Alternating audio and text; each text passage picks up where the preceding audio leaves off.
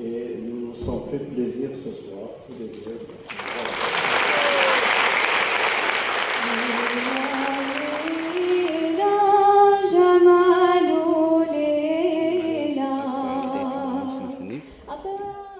كان اليوم حفل الأول لهذا الموسم الجديد، ونبداوه دائما بالدخول بالنوبة. كانت في طبعتها التاسعة بعد اللي قدمناها في عدة مواضيع. هذا العام هذا الدخول بالنوبة سميناها وصال، لأننا دينا نوبة رمل المايا، ونوبة رمل المايا فيها أشعار تتكلم على الفراق، وحبينا نقعدوا يعني إيجابيين ويكون عندنا دائما الأمل، فحبينا كلمة وصال أحسن من فراق.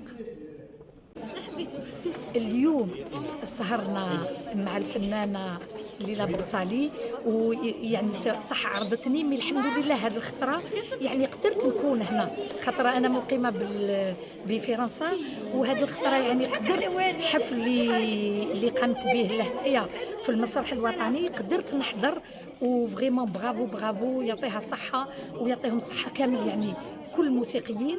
وحتى يعني صح هذيك لا سوربريز اللي الاطفال جاوا من تلمسان من السلام بوغ راندرو اوماج ديجا يعني بن غبريط يعني رئيس تاع الجمعيه تاعهم، وليلى بورصالي سيتي اون تري تري بيل سوربريز. وفريمون يعني كل ما يكون اندلس ويعني فنان يقوم بحفل في الموسيقى الاندلسيه كي نقدر نحضر فيه راني.